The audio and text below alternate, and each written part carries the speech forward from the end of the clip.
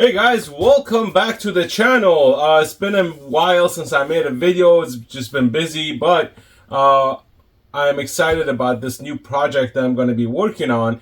What I have here is a smelting furnace. Basically, I'm gonna try to melt some metal, brass, copper, aluminum, stuff like that. So I wanted to try to, go through the process of how to prep the furnace first before we do our first melt.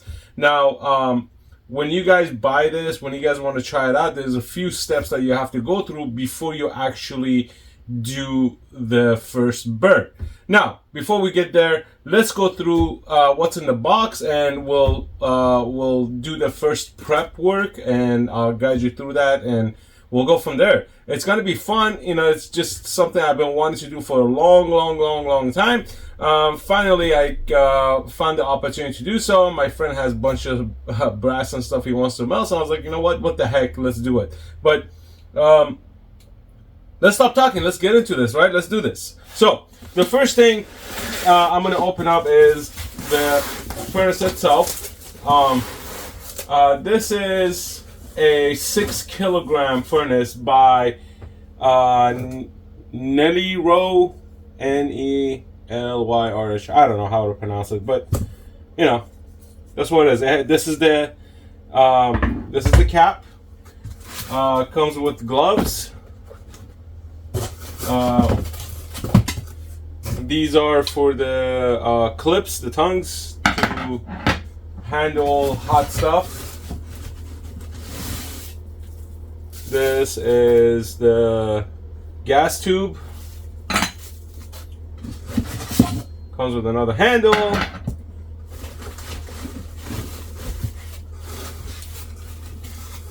Styrofoam.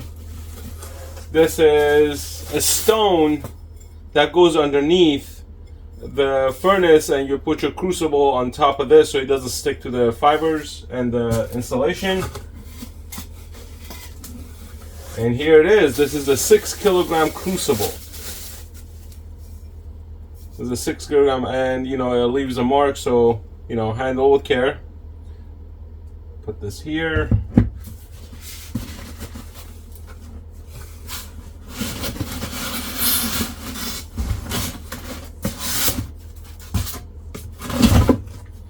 Here it is. And I'm gonna move the boxes. I'm gonna empty out the box.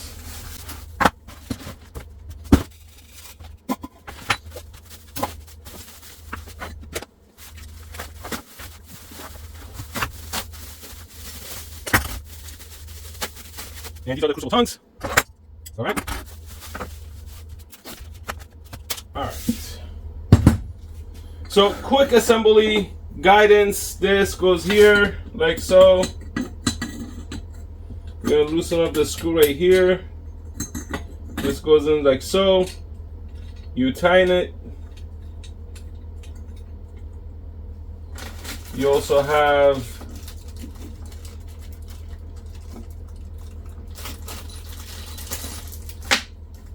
the gas pipe, which sprays the propane.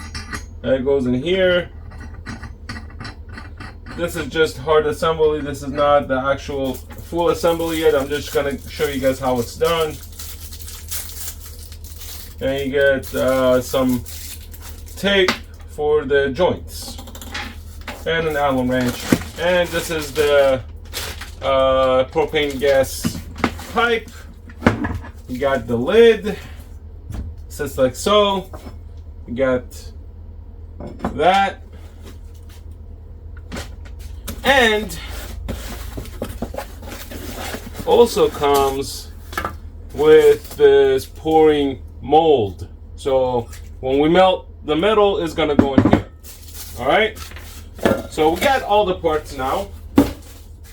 I'm not gonna go through the assembly of these because they're pretty simple. There's little screws in here, so the handle goes in, you tighten them, so on and so forth. But main thing is getting these insulation prepped. Now, why do we need to get this prepped? Well, these insulation is made out of fibers. So when you actually burn, these fibers kind of burn up and like fly through the air. Is actually very hazardous to your health, and you can potentially breathe them in. So we want to prevent breathing in these hazardous fiber as this thing burns up and gets to a temperature. I'm sure you've seen videos, they turn red and they deteriorate. These are not lifetime fibers, so they will deteriorate, so eventually you're gonna have to change them. So what we're gonna do is we're gonna try to kind of cover this fiber with some material which will also break down over usage, but mainly because we don't want to inhale these hazardous material. Now, in order to do that, there's few steps we have to go through. Now, the first thing we want to do, we want to use a fiber rigidizer. Okay. Now, why do we want to use a fiber rigidizer? Because this is very soft. Okay. So if you actually touch this, it actually puts an imprint into the fiber, like your fingers actually, it makes an indentation. They're so they're not, it's dense, but it's also very soft. And then once we do that, we're gonna, once the rigidizer kind of dries up, basically makes these fibers very, very dry, then we'll apply this Acamon cement. Basically, we will mix this with water and we're gonna apply it all over the fiber area which is exposed. Okay, but the first thing we're going to do, we're going to apply this. Now when you buy this, I will leave a link in the description down below. When you apply this, this is a 1-to-1 mix ratio. So you want to this is a 16-ounce container, and I'm just going to use 10 ounces of water versus with 10 ounces of this, and get the top surface wet as best as we can and let it dry, and then come back and add this. All right, so let's do this. Let's get into this. Let's do this together and get this prepped so we could have our first melt. All right, so we're gonna remove this. There's a screw here that's holding this let me see if I could open this. I'm show you guys what I'm talking about.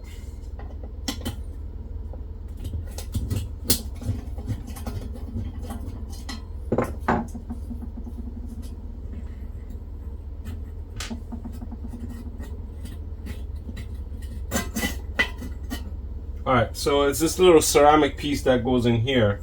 So we're going to put this here. We're going to put the screw back because we don't want to lose the screw. And this should just pop out like so. So we're just going to do the outside and the inside of this. And there's also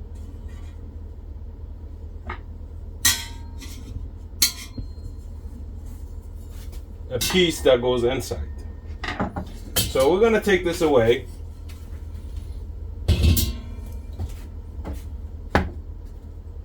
Alright, and we're going to lay this out like so, and we're going to lay this out like so. So this is the top part. Actually, I'm going to do it this way so I could spray the inside, and we're going to spray that. So now let's mix our rigidizer.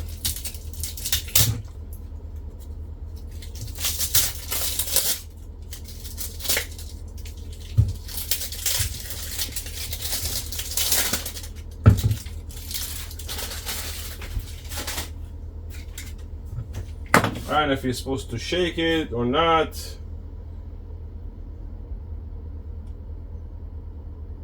And you could apply this by brushing, dipping, rolling, and spraying. So we're gonna spray. We're gonna put it in our little spray bottle. Now this has a gauge right there. So we're gonna, I have 10 fluid ounces of water in here already.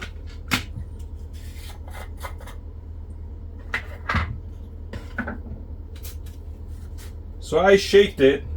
Now I'm gonna put it in the bottle.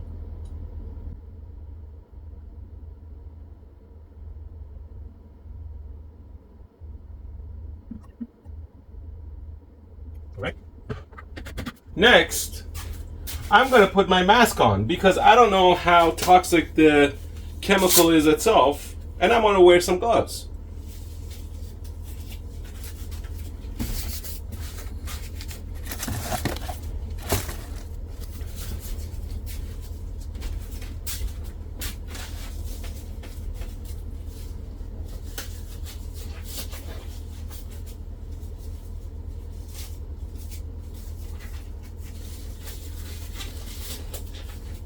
All right, we're gonna put this in.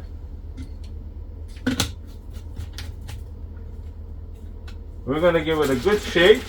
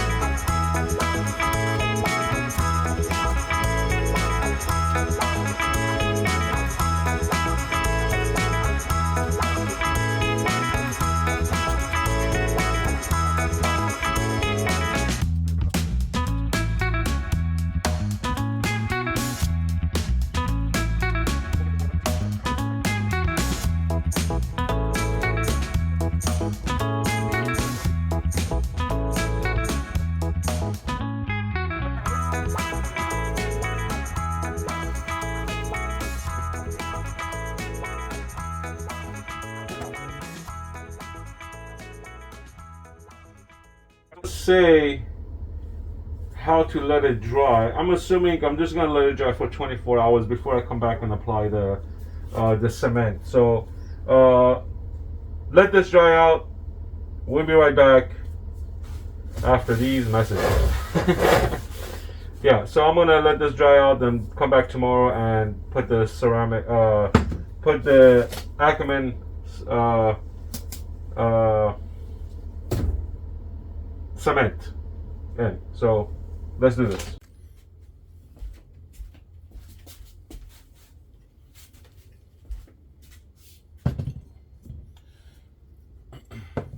Alright guys, the rigidizer is set. This has been 3 days now. I let it sit for extra time for it to be fully set.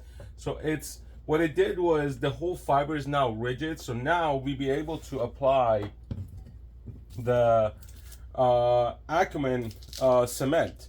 Now we're gonna mix this with water. I have one of these oil drip pans, aluminum pans that I'm gonna use.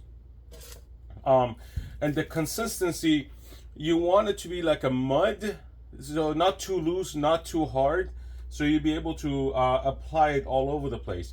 Now you have to wear a mask and you have to wear a glove. Do not skip this part.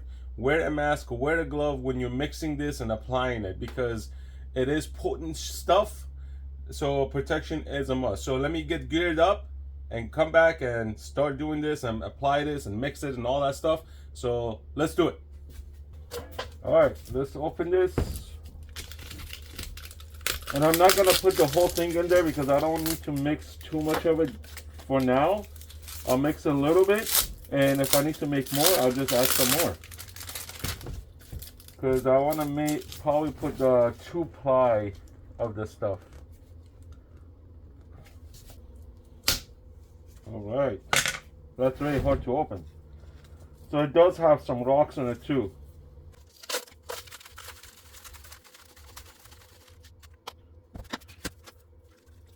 So I don't know the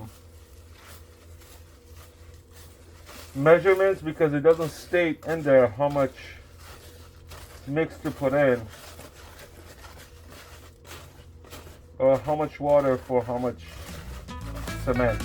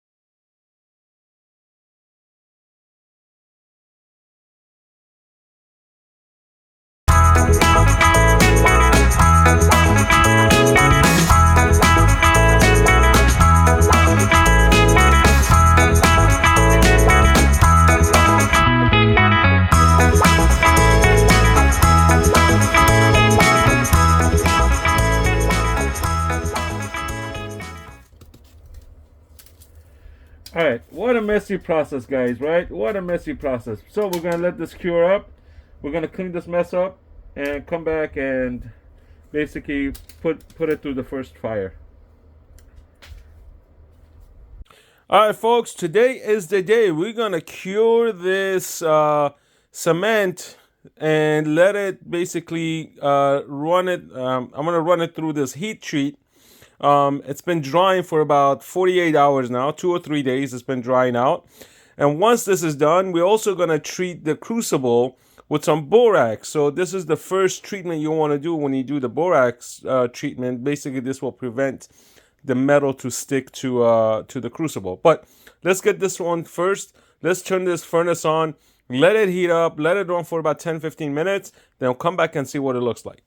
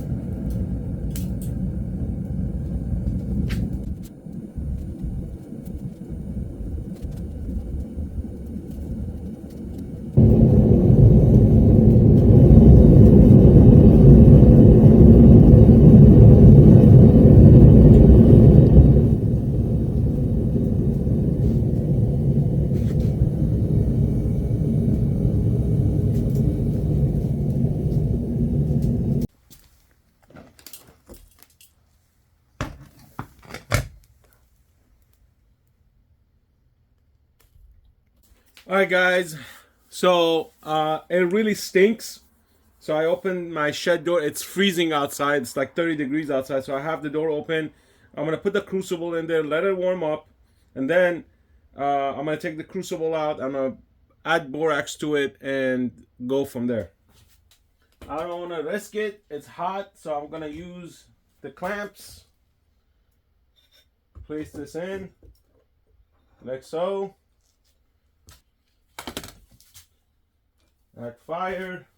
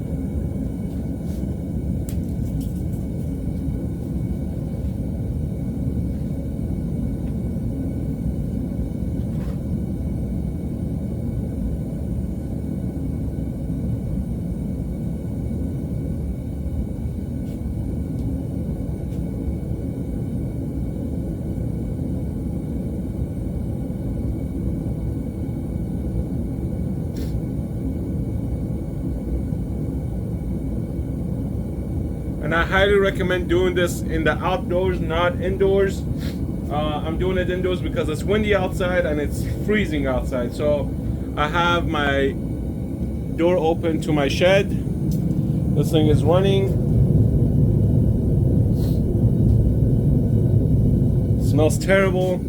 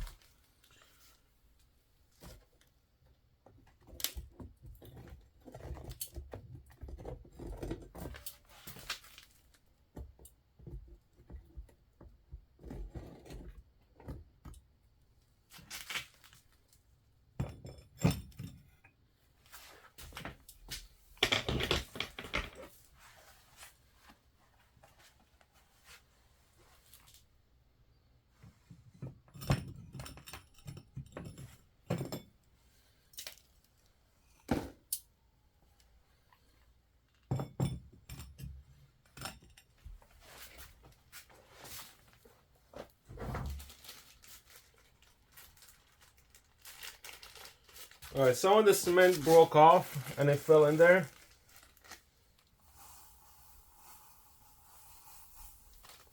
This is borax.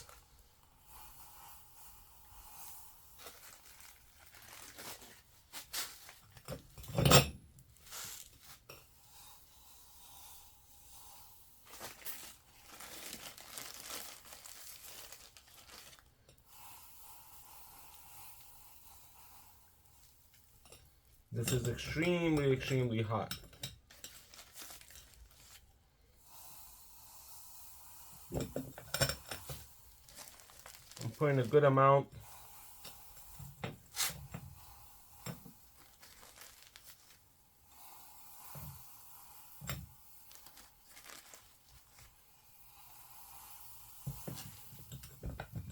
All right, I'm gonna put it back in there a little bit more.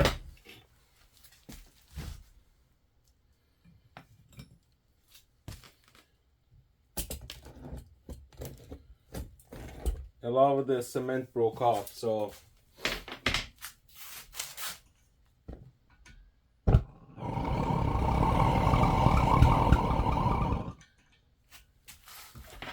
think this is blocking the pathway.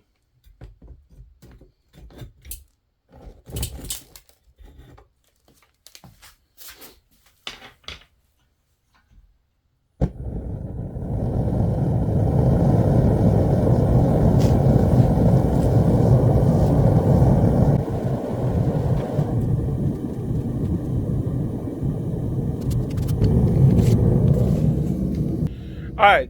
Oh, look at that hair. So, a lot of that cement broke off. I don't know why. I may not have applied it correctly. I'm not sure.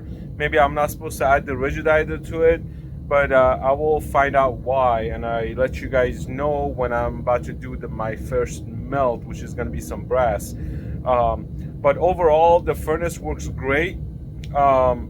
It's doing what it's supposed to do. It heats up in no time. It takes about a few minutes and it just heats up very quick.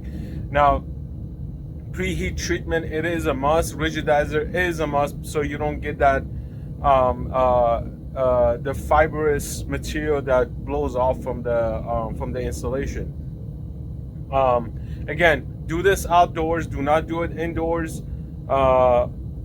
This is a learning curve for me. This is my first time. I've never done it. I have some melting projects coming up, just for fun.